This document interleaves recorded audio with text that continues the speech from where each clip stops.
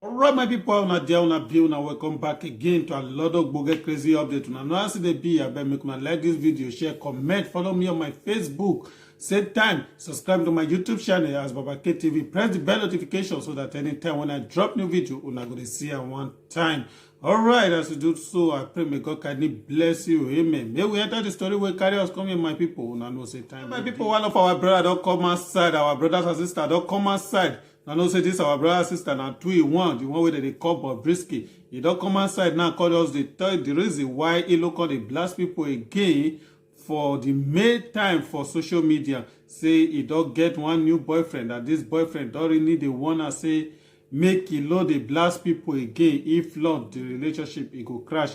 Alright, may I tell now the way he tapos the matter. He say, didn't you guys notice I don't make troubles or fight anyone here again? My boyfriend on his notification to see my post, and he has warned me that if I ever respond to anyone or insult anyone here again, he is done with me. So I have to ignore all negative comments about me and act nothing ever happen. So he don't talk and say he or she don't talk and now say this boyfriend don't want to say make it respond to all the negative comments again. Say if he ever do that kind of thing again, so the relationship it don't end with that. But he or she they try to tell us so be say he don't get new bobo will be say he don't fall in love with. And they imagine the kind of lifestyle where this one they live and the kind of advice where they give other people out there. Make una drop in a comment and una below.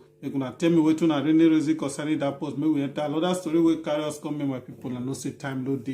May one my people make una check out this video. This one the apple for the Biafran land of this our people where they fight for their freedom. So for the few days they say make all the shop everybody lock because of say they want to take us celebrate their day. So some people constantly use this stubborn head, constantly open shops, open their businesses. And the kind where the matter take on go now, and they imagine say, if really say those kind people, the way that they preach for peace, they preach for good things, the way they come to destroy those people, property, their things, the thing called they imagine me say, what really different from the Nigeria way that they try to separate themselves from.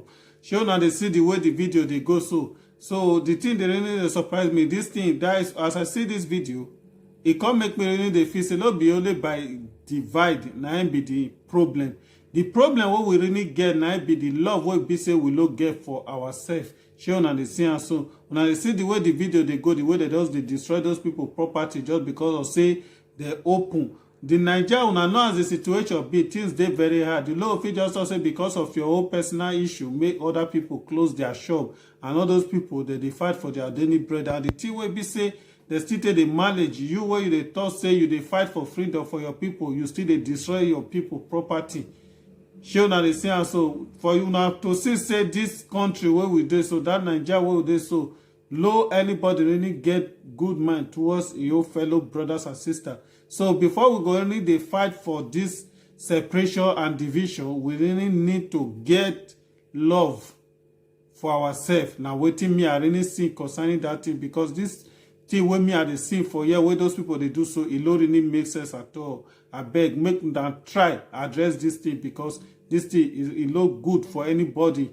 I will go see this kind of things. Then we enter another story where carry us coming, my brother. Make you drop your comment and your opinion below. May you tell me what you really reason concerning that video. Will be say I just show. Make una check out this Nigeria police will be say they drag with this bus driver for inside a bus just because of 100 naira. Just because of say this guy no gree give am 100 naira bribe. Now this woman just enter this bus now they drag with this man. Just imagine say anything bad can happen along the road the way they drag the steering with her. Just tell me wetin go be the result of the case. Make una check out the video more and see the way the matter take place. We are verificate. You can't nonsense. May you not see today. May you not see today. You don't I beg you go. I beg you go now. Why they do like this now? All of us they do the work. If they do the work. I go come down and I go pack you. Madam, I beg you. I said, I go come down and I go pack you. I don't need their cover. I don't need it. Go come back, I will pack you. Okay, no. I said, pack here. Pack here. Madam, Leave my hand. Sure that I see the way the matter take be so, my people. I don't know what they really they go on. They happen to this our Nigeria police where be say whether they really lack training or not because of their interest in it, they worry them. That is why they still they continue to they behave like they just because of bribe. You just they drafted with this driver. Just imagine say anything bad just happen along the road and something will be say the kind of damage will go happen, go even come big past the bribe will be say that the evil they look for. I beg Nigeria police may not try get sense and change this una attitude concerning this bribe matter will be say una know the let the conductor and the police, everybody the rest for the country. So make una drop una comment and opinion below. Make una tell me what una reason concerning that matter will be say I just dey play for now. So concerning that policeman, may we enter another story where carry us coming, my people. Now no say time no day. All right, my people, one love for our sister don't cry come outside now. Come just dey e saw the yab Benin boys concerning their way they take dey treat ladies for the Europe side.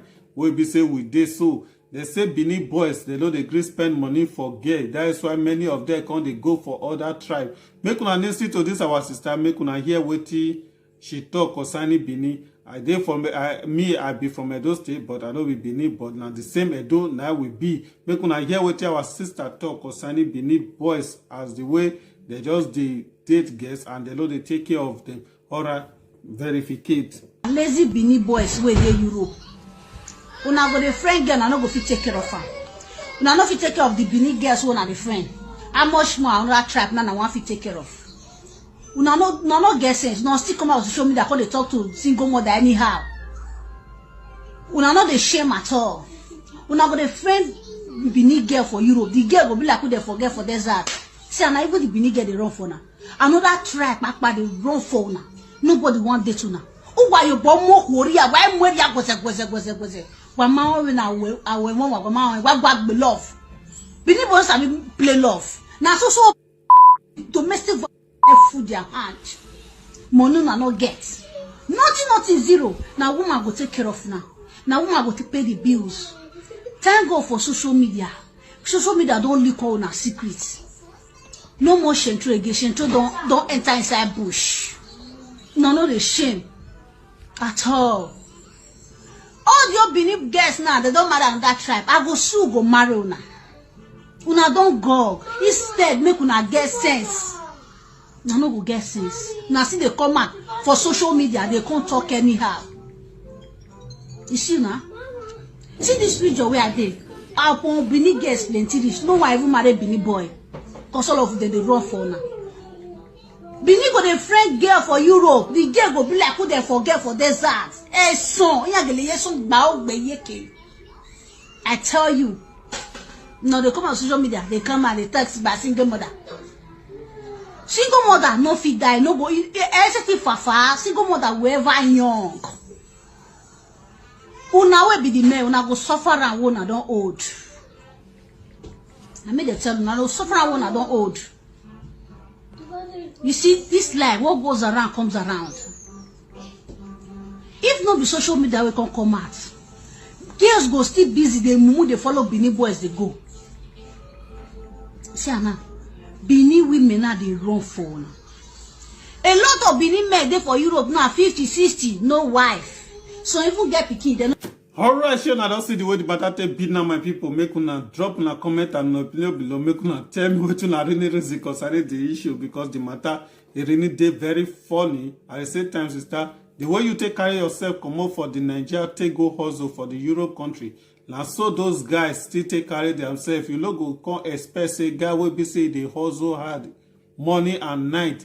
Then you can't they carry all the money till they spend for you. You as yourself will be say you still carry yourself, come out, go hustle. They don't force you, make you date them. Share you the film so. So if the guy toast you and you know they take care of you well and you believe in them because of money, that's why you come for this guy. And the guy you say you know they spend the money for you, you go just come out. Don't be the one where you go call social media, come they blast Benin boys say they know they take care of women.